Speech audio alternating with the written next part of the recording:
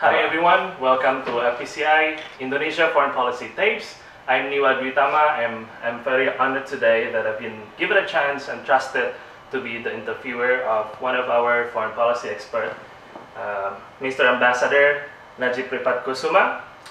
And of course, as we all know, that this is the third of its series, which is aimed to promote the policy insight from the prominent figure of Indonesian foreign policy expert. And today we are honored to have Najib, Mr. Ambassador, which was the ambassador of Indonesia to Australia in 2012 to 2017. And before that, Pak Najib has also been the ambassador to the Belgium and European Union from 2006 and 2010. Without any doubt that he has a very vast experience and in-depth policy insights to share with us as a pundit and expert and diplomacy practitioner. And we are going to talk about a number of series of issues today that portray the dynamic of bilateral relations between Indonesia and Australia. Because we know we have achieved a number of milestones between cooperation between the two countries, but at the same time, it's not easy to navigate the challenges that you've been through, that we've been through. Although geographical proximity maybe doesn't dictate close cooperation, but of course we would like to hear more from you, your personal stories and policy insights in regards to navigating these challenges, Pa. Thank you so much, Pa. To begin with, maybe it's better for us to hear from you more about what is so unique about the bilateral relation between Indonesia and Australia. Well, good afternoon, good day, everyone.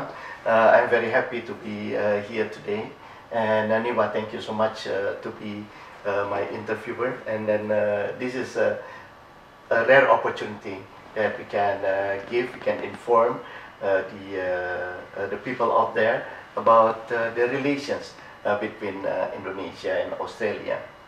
Australia is very unique for Indonesia.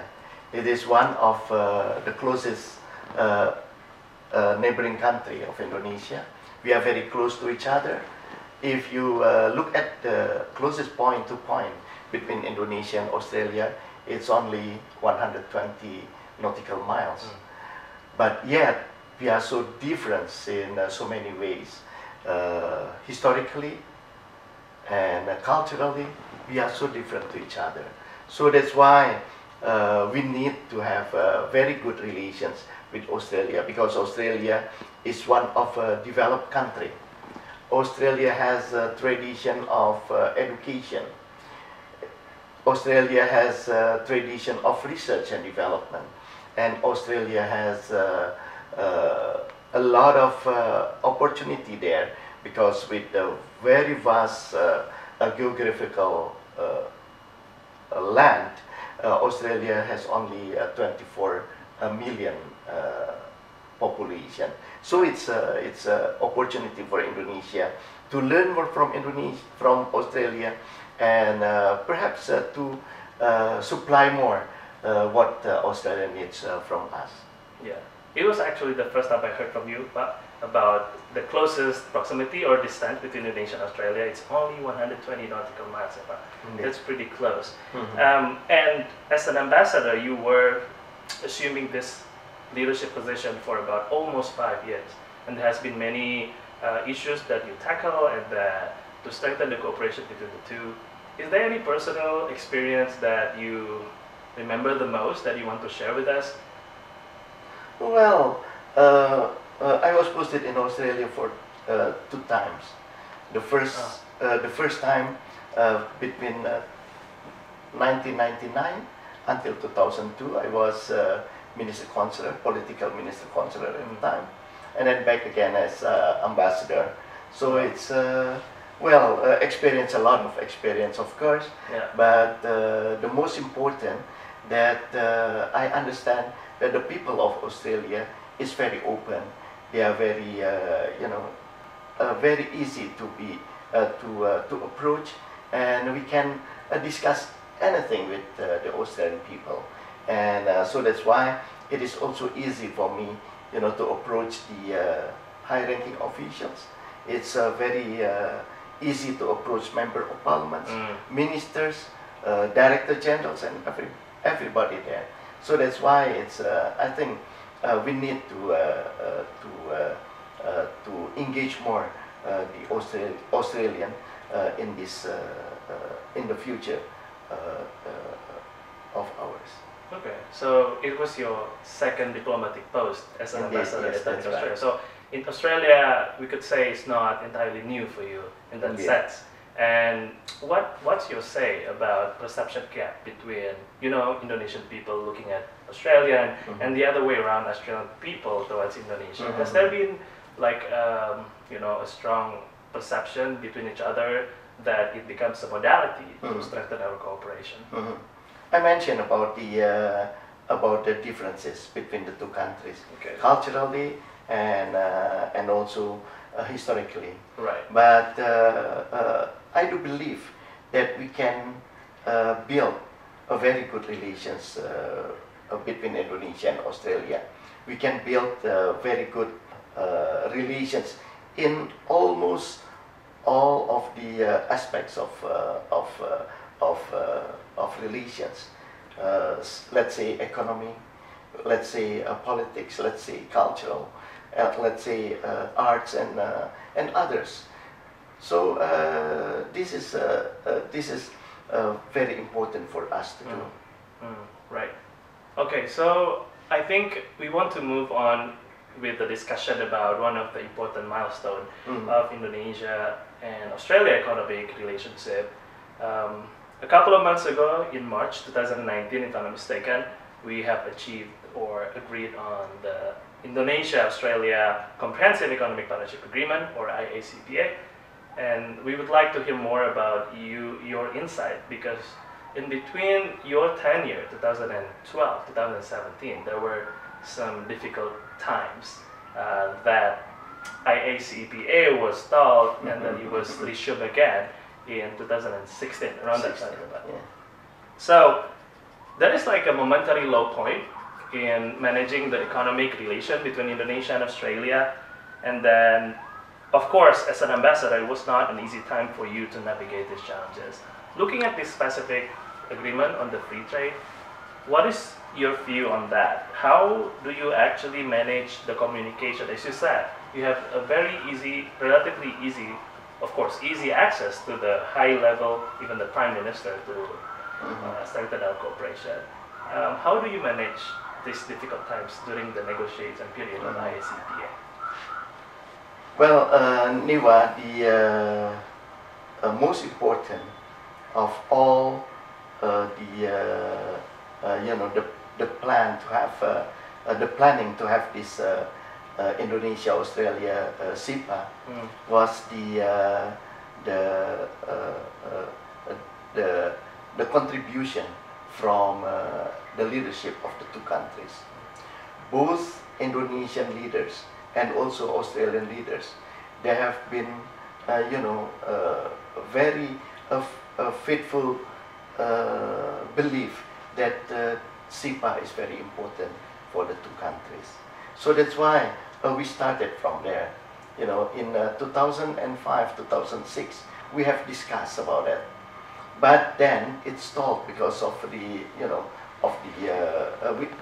we started in 2010, and then but it stalled in 2012, 2013 because of the dynamics of a political situation between the two countries.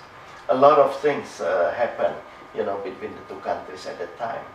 But the most important thing is that the two leaderships, the President of Indonesia, the Prime Minister of Australia, the trade ministers of the two countries, they really believe that this is important for the future. So let's start again. But then it stalled again. It's stopped again for some times, and then Prime Minister of Australia visited Indonesia in 2015, November 2015, visiting Indonesia, and then during the meeting with the President Jokowi at the time, with President Jokowi, they discussed a lot about the future relations between the two countries. And they also believe that this is very important steps to be taken. That is IA-CEPA. And from that visit to Jakarta, then it is continued by the high-ranking officials just to discuss about when are we going to have another round of negotiation. And we start again in 2016. And I'm very happy that from 2016 we have then very intensive discussion, round of negotiation from round 3, 4, 5 until the last in 2019. So we could say that there were indeed some common understandings between the leadership that Indonesia and Australia holds to continuously have a dialogue in finalizing IA-CEPA, right? Exactly. But as you also mentioned about the hurdles or sticking points between the negotiation processes, can you talk more about that? What were the issues or the events that happened during that time that stalled the negotiation? Well, maybe you heard about the tech wiring incidents, taken place in 2013, and then that there were also some difficulties in if you say in bringing up the relations into a very good level. Right. Because of the some issues in politics. Yeah, interesting. And I think our FPCA friends and colleagues here would like to also hear about, because from 2010 to 2013, and then resume again in around 2016, IA-CEPA was being negotiated, right? What are the styles of negotiation during this IA-CEPA? Was that pretty hard to negotiate with Australian counterpart at the time? What were our opportunity at the time? Well, we are very open. Both delegates were very open, and the target was very clear that we have to reach the agreement on so many articles, and we have to agree upon differences between the two system of trade, investment, and also about the education system, for instance. So we have to see the loopholes of where we can still going through of this. But we can say that both sides are very open. Both sides are very clear at what we will have. Right. And as we look at some of the provisions under this agreement, it talks about the elimination of tariffs, good import and export, and the exchange of skills. Education, as you mentioned, is very important as well to strengthen the trade and economic relations between the two countries. And of course, given the fact that it has been signed and it is the process of national ratification in order to put this into force, how optimistic are you that this will give Indonesia can reap the benefits out of this agreement? Well, it's if you look at how ignorance the business people from both sides to each other, that's this new playing fields will be very, very important for both of us. A lot of benefits that we can reap from this IA-CEPA. We can send not only the student now, but also our young people, for work and holiday visa, for instance.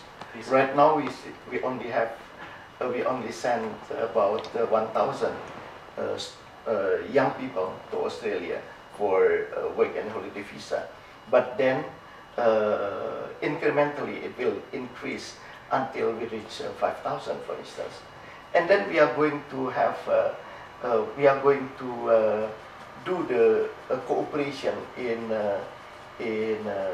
merging the what's so-called the standardization of our workers, professionals, our skilled workers from Indonesia. We are going to take up the the standard of Australian standardization. So I think it's we can use that kind of standardization, to implement it to the whole world, we can say, because Australia is one of the developed countries, and then they have a lot of work with Europe and with United States and so on and so forth. Okay, so it does regulate some technical cooperation that can actually be used to strengthen our workforce skills, as well as the trade and import and export relation between the two countries. And I think my last question in regards to this would be, because of course after the signing of this agreement, which is, I believe, is also part of the legacy of your ambassadorship for almost 5 years, which is actually quite relatively long as an ambassador. And right now, Indonesia is still finalizing another CEPAs with Turkey, with Japan, even RCEP at the ASEAN level, which is an important negotiation, especially for Indonesia as a natural leader of ASEAN, as well as with EU and India. Do you have what's your policy advice for our current policymakers in order to finalize these CEPAs, this agreement? I think the most important is that perhaps there should be at least 3 steps to be taken. The first one is that we understand what is the similarities between the two. And then step number two is that we try to find out what are the differences between the two, that we can still, playing in between, to see the... To bridge the difference. Yes, that's right. Just to make the difference closer and to get the right answer for all questions. And then the third one is that we have to make everything clear, everything clear with the regulations in both countries. Because right now, we have signed the IA-CEPA, but we are still waiting for the for the parliament of both countries to sign the agreement. Yes, the agreement. So this is very important. These 3 steps should be seen as a whole. And then one more thing, you have to keep, the dialogue alive, because by keeping the dialogue alive, you can see the opportunities, and you can see also the hurdles that could be hamper the way of the negotiation. Very interesting. So the 3 steps, which is important, understanding the similarities and leveraging on that, and also to find out differences and how to bridge this, as well as the clarity. Exactly. That means communication between the government officials is very important. Okay, thank you very much for this policy insights, Pak. I really appreciate we got a very enlightening knowledge from you. Thank you.